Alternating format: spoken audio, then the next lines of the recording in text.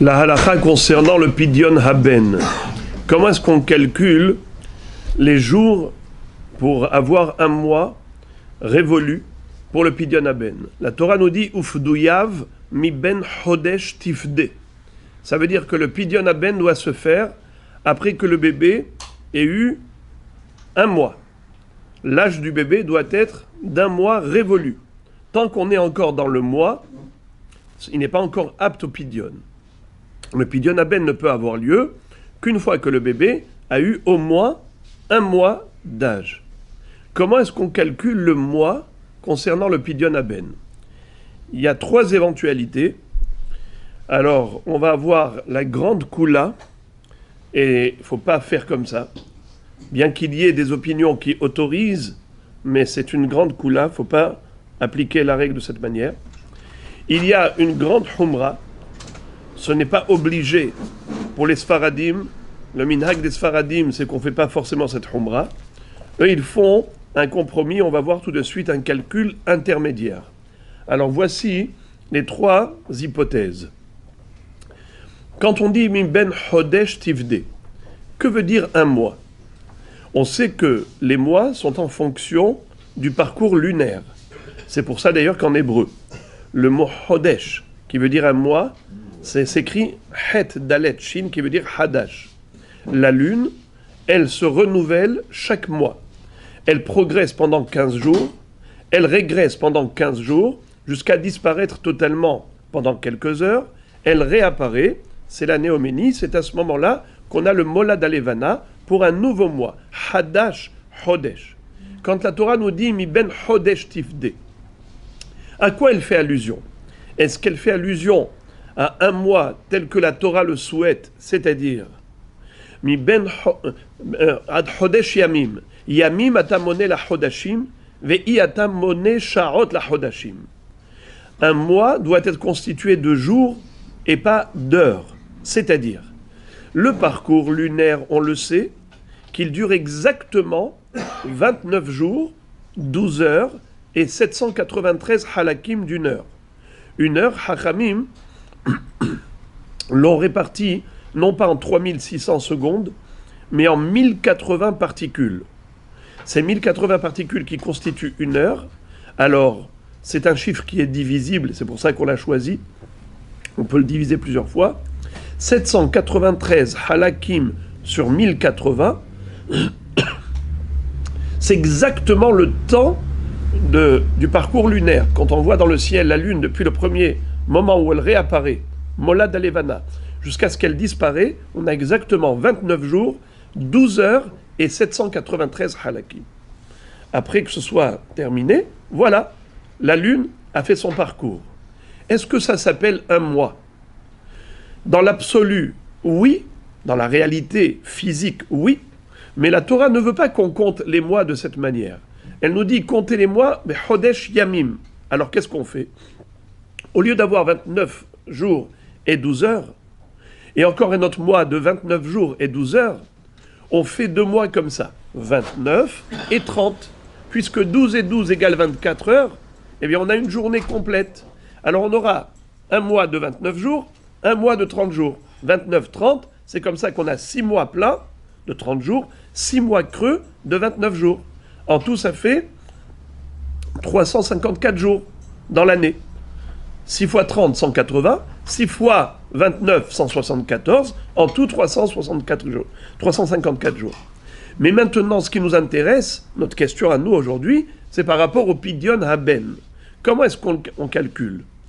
Quand la Torah nous dit « Ufdu yav mi ben chodesh tifde », le pidyon doit se faire quand le bébé il a un chodesh.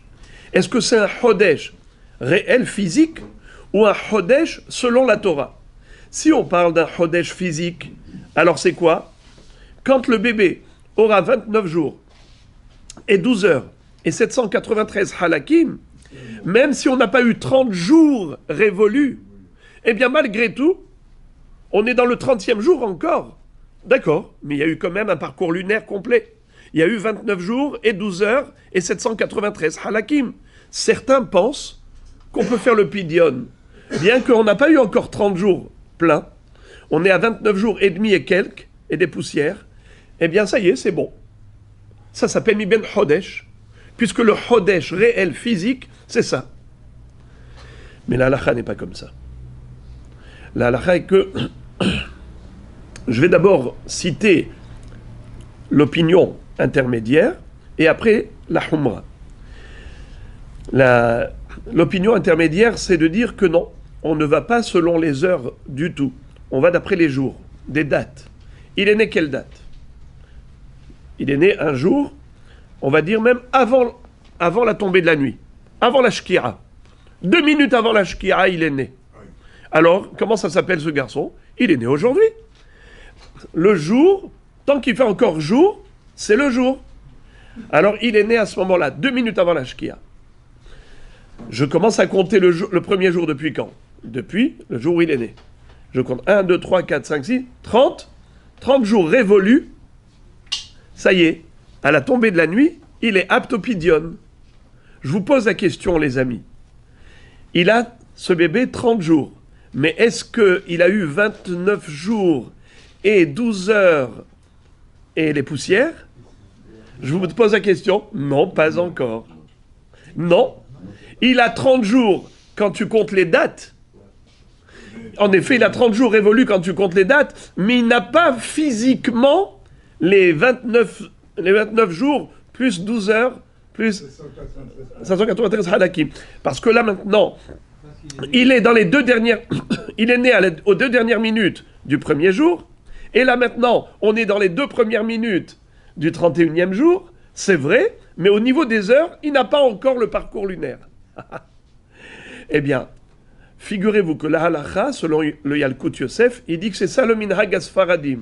C'est qu'on se permet de faire le pidyon à ce moment-là, bien qu'on sait pertinemment qu'il n'a pas terminé le parcours lunaire. Mais étant donné que la Torah ne se réfère pas au parcours lunaire sur le plan physique, mais sur un nombre de jours, eh bien le nombre de jours correspond. Il est au 31e jour. 30 jours révolus, c'est bon. Mais si on veut être mahmir, on prend en considération les 2 facteurs. Et le parcours lunaire physique et le nombre de jours. Dans ce cas, qu'est-ce qu'on fera? On fera le 31e comme on a dit, mais pas à la première minute. On va attendre que s'écoule 12 heures et 793 halakim d'une heure dans le 31e jour. Comme ça, on aura associé les 2 chitotes et le parcours lunaire sur le plan physique, et également le nombre de jours qui est le 31e jour. Et comme ça, on est la mehadrin mina mehadrin. Kola mahmir tavo alav bracha. Mais on n'est pas obligé. Le Yalkut Yosef dit que le minhag asfaradim, c'est d'être mekil et de se permettre en fonction du nombre de jours. Lorsque, par exemple, on est contraint, il y a quelqu'un qui doit prendre son avion, voilà, le papa, il doit voyager, alors il peut faire à ce moment-là le pidyon, même si c'est avant l'écoulement du parcours lunaire. Mais celui qui aurait fait comme la première opinion que j'ai dit tout à l'heure, la grande koula, il se serait permis de faire pendant le 30e jour le pidyon, en disant, mais c'est pas grave, 29 jours et demi, plus 1 heure, c'est bon. Eh bien, celui qui aurait fait ça, qu'est-ce qu'on lui dit? Tu es quitte d'après une opinion, mais pas d'après le rov des poskim. Alors, qu'est-ce qu'il va falloir faire? Il va devoir refaire le pidyon dans un jour. Il fera le pidyon, mais sans bracha. Pourquoi sans bracha? Safek berachot lehakel. La mitzvah, il doit la refaire. Pourquoi? Parce que il faut être mahmir par rapport à la mitzvah. Mais par rapport à la bracha, nous dit le Yalkut Yosef, il fera pidyon sans bracha. Brouchim tiyu. אמר רבי אלעזר, אמר רבי חנינא, תלמידי חכמים מרבים שלום בעולם, שנאמר בכל בניך לימודם ושלום בניך, אל תקרא בניך לבניך יהיו שלום בחילך שלווה ברמות ולמען החי וביד ובנה שלום לחמם בינך וראה בניך שלום על ישראל שלום רב יעבד ולום טוב ומויטב אדוני ברית עמו בשלום גדל בצדק שמר הבא ויעמד יברך אלותי וימליך מלכותי וישמח וקנה וקרא משיחי אמן. חי יכול וביום יכול חיי דכל בית ישראל בעגלה ובזמן קריב וימו אמן שמר הבא מעליו ועלי עמיה יתברך השתבח פניו יקומה מתנשא ויתהדר עלה ויתהלל שמי דקודשה דריחו, לילה מכל ברכתה שירתה שבחתה